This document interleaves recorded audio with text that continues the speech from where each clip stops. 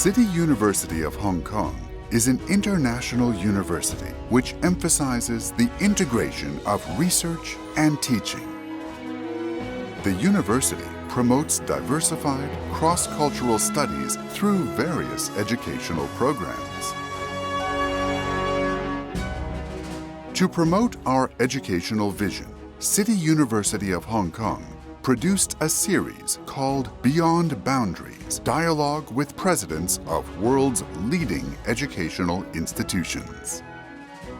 Professor Wei Guo, President of City University of Hong Kong, talks to presidents of universities and principals of high schools around the world, exploring each other's strengths and looking forward to the future direction of educational development.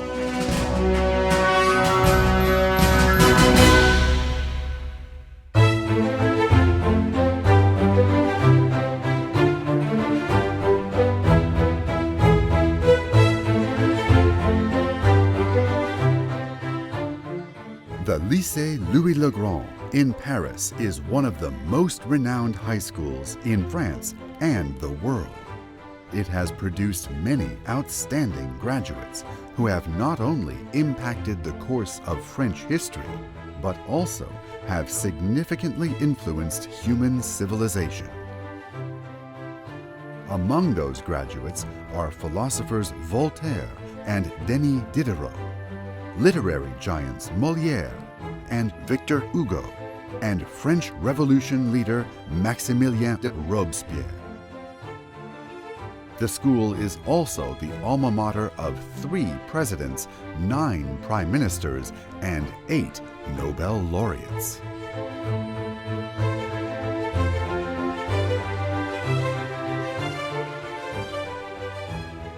This celebrated painting, Liberty Leading the People, in the Louvre, was painted by Eugène Delacroix, a graduate of the Lycée Louis-le-Grand.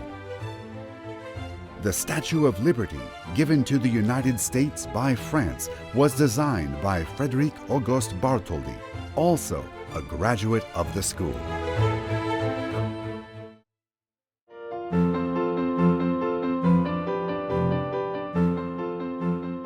This prestigious high school was founded in 1563 by Jesuit priests named Collège de Clermont. In 1682, the school received recognition and direct patronage from Louis XIV. Consequently, it was named the Lycée Louis-le-Grand.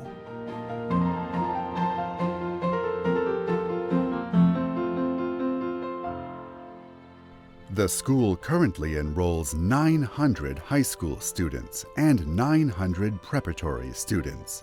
About 10% of them are international students from more than 40 countries.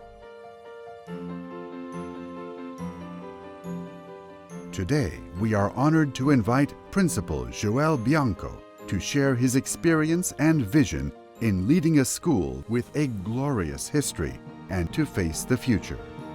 The interview today is moderated by Professor Jean Salençon.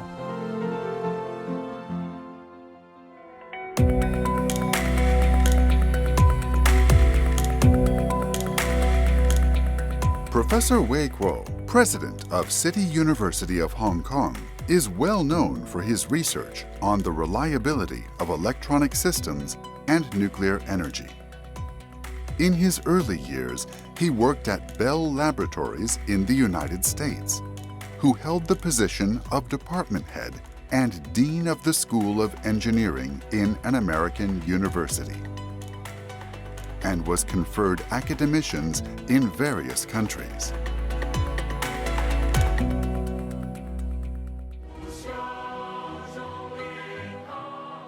Professor Wei Guo has served as the president of CityU for more than 10 years.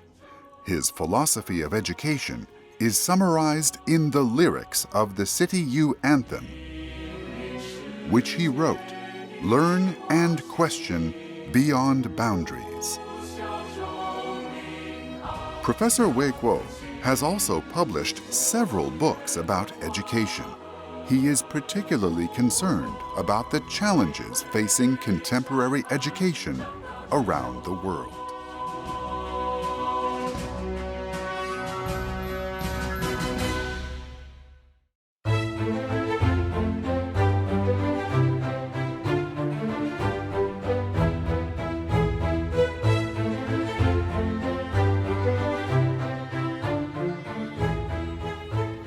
I will act today as a moderator in this interview of Professor Joël Bianco, who is the principal of Lycée Louis-le-Grand in Paris, one of the most prestigious high schools in Paris, by President Wei Kuo. President Wei Kuo has been the president of City University Hong Kong for almost 14 years. So please, Yes. Good morning, Professor Salazon. Thank you for introducing the principal to us, Principal Bianco. This is a great honor to be able to interview you about this very prestigious high school. I studied the history of the high school a little bit. It's really amazing, you know. The Lycée Louis-le-Grand.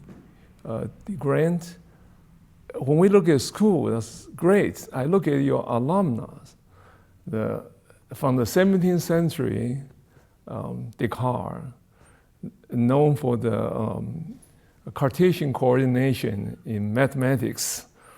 The famous statement, I think, therefore I am. That's a graduate of the high school. In the 18th century, we also have this Voltaire.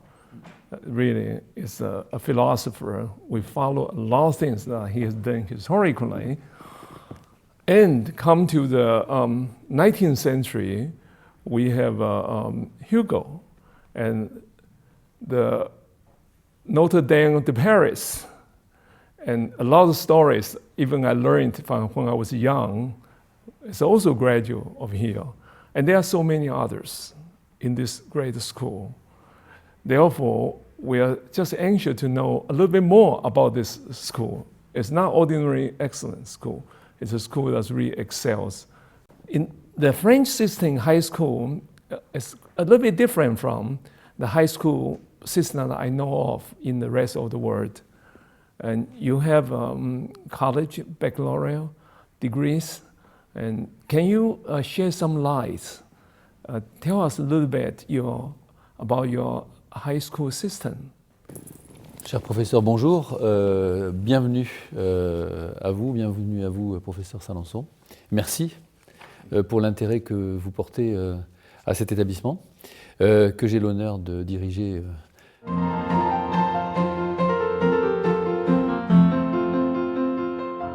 Vous parlez du système français, c'est vrai que c'est un système un peu particulier.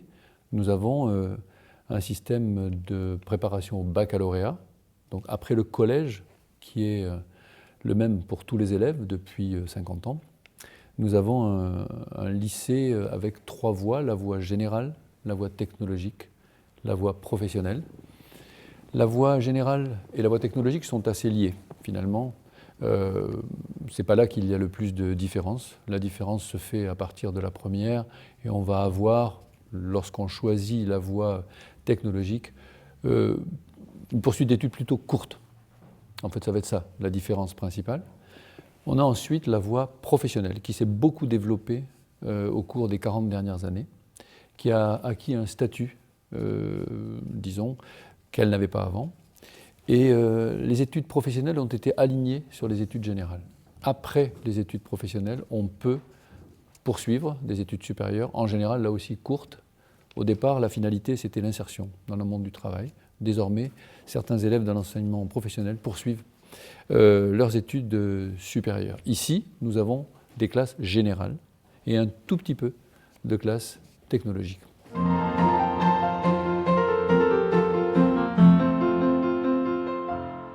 The high school system is administrated, is really government supported, right? When we talk about government support, then there's a financial pressure from the government. So how much autonomy you have to look at your program? Alors, oui, le système éducatif français est un système centralisé. Donc c'est vrai que l'État joue un rôle important. Nous travaillons dans le cadre de programmes nationaux avec une organisation elle-même des établissements qui est nationale au niveau et qui est contrôlée par l'État et le gouvernement. Pour autant, nous avons en France un mouvement de décentralisation qui s'est renforcé et accéléré à partir des années 80.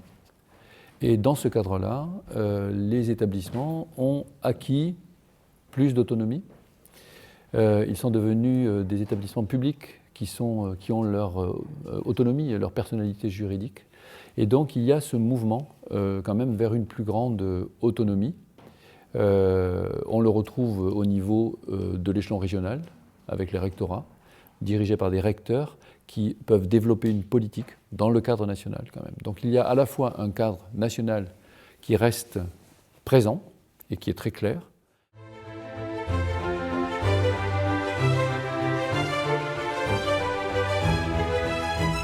The long-established Lycée Louis-le-Grand of Paris is a traditional elite school in France. The students at this school achieve outstanding academic performance. The school enhances students' academic standards by reinforcing curricular courses. The school also focuses on cultivating students' humanistic attainment, as well as educating them to address the needs of society.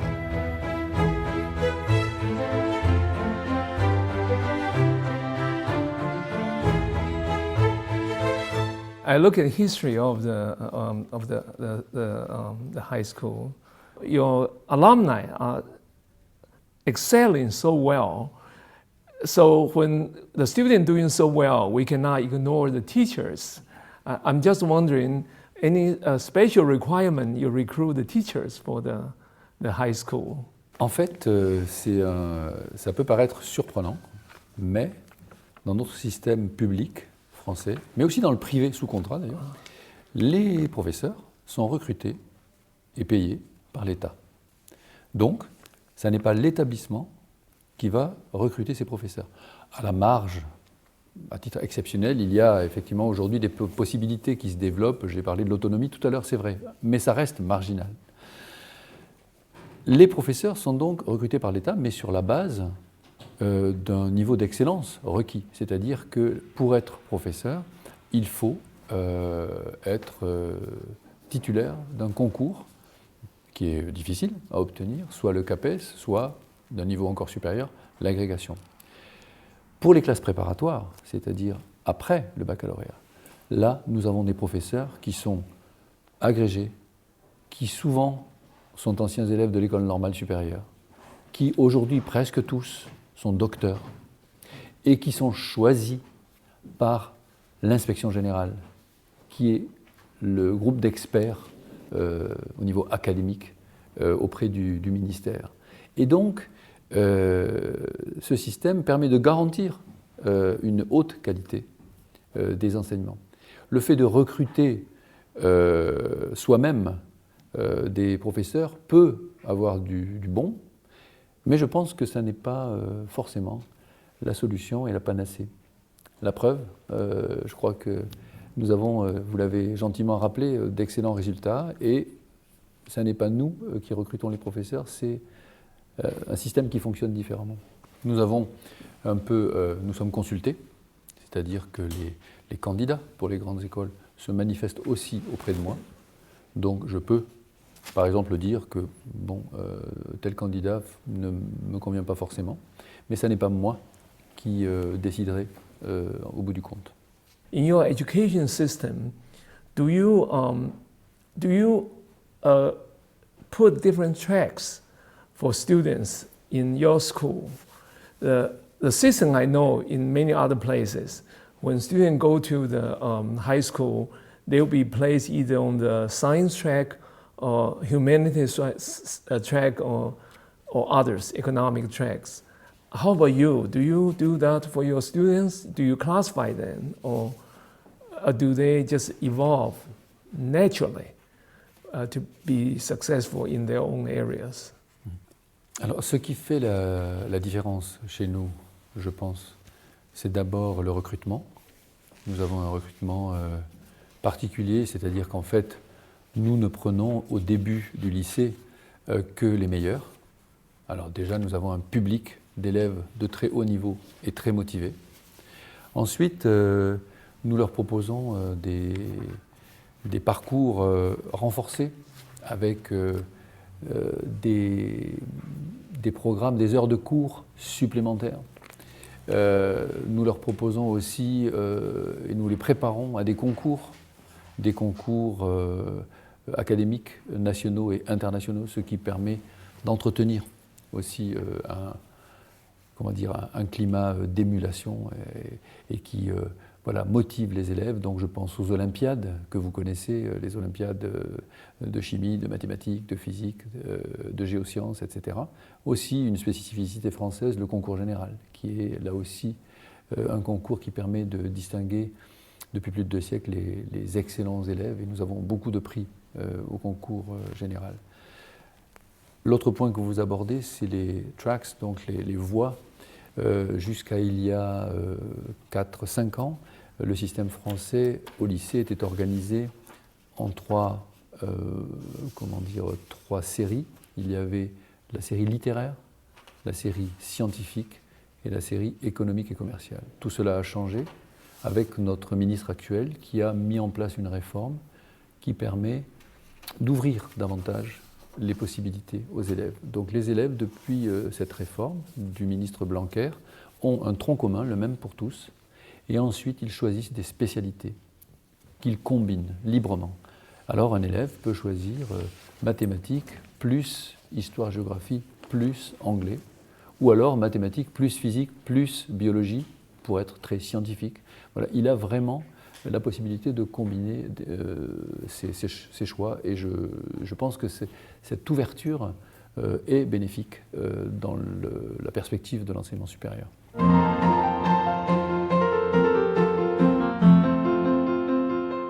Well, we all know, all three of us know that education itself is a learning process. But there's one thing that I find is very impressive about the high school is you promote openness. Yeah. You know, you also have international collaboration. I think relatively few high schools in the other place are doing that. Usually in the university, people are doing international collaboration and openness. If I'm correct, 10% of your pupils are from international countries. Yeah. Ça, c'est une spécificité ici de notre école. Notre lycée a toujours eu cette ouverture internationale. Yes, yes. Nous accueillons toujours entre 5 et 10% d'élèves, d'étudiants internationaux. Ça veut dire étrangers ou venant de l'étranger. Et ça, c'est quelque chose qui est très important aussi pour l'état d'esprit, le climat dans l'établissement. C'est un enrichissement vraiment. Nous avons aussi un rôle de conseil et en ingénierie pédagogique pour certains pays. Et donc nous avons comme ça des partenariats avec des pays en Afrique, en Asie notamment. Et là, nous jouons un rôle tout simplement de conseiller d'expertise. Ça, c'est la première partie de ma réponse. Alors, la deuxième partie de ma réponse, et je vous remercie de l'avoir remarqué en préparant cette réunion, c'est que nous avons une ambition d'excellence académique, mais il nous semble évident que dans la préparation d'un adulte, il faut une excellence académique, mais aussi une excellence humaine. Et cette excellence humaine, elle est tout aussi importante. Et donc nous essayons toujours de maintenir cet équilibre et de faire en sorte que les jeunes ici soient des jeunes ouverts, curieux, attentifs aux autres, qu'ils ne soient pas individualistes, qu'ils soient soucieux du collectif, du bien commun, parce que nous préparons les générations futures et demain, encore plus qu'aujourd'hui, je pense, nous aurons besoin de gens qui dirigent, qui décident, mais qui ont cette fibre humaine, cette culture humaniste, qui sera une garantie, je crois, de paix et de bonheur pour demain. 各位朋友，大家好！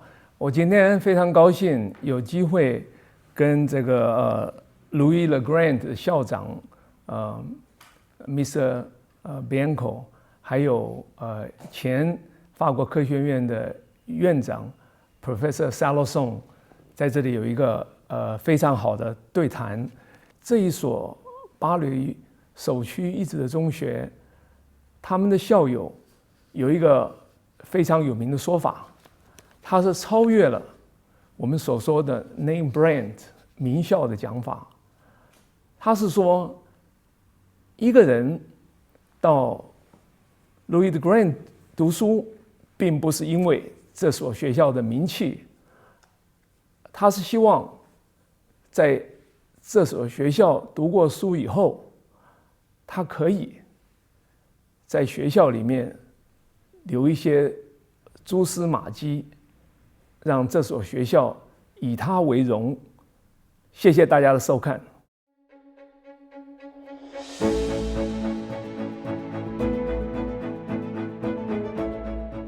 In the episode of next week, Professor Wei Kuo, president of City University of Hong Kong, will visit the Collège de France. It is the most prestigious and unique institution of higher education in France. It has some of the best professors in France and the world over in many fields and offers courses on cutting-edge research in the making. Professor Wei Kuo will introduce 2 Nobel laureates affiliated with City University of Hong Kong in the program. Professor Serge Haroche, 2012 Nobel Prize winner in physics, and Professor Alain Aspect, 2022 Nobel Prize winner in physics.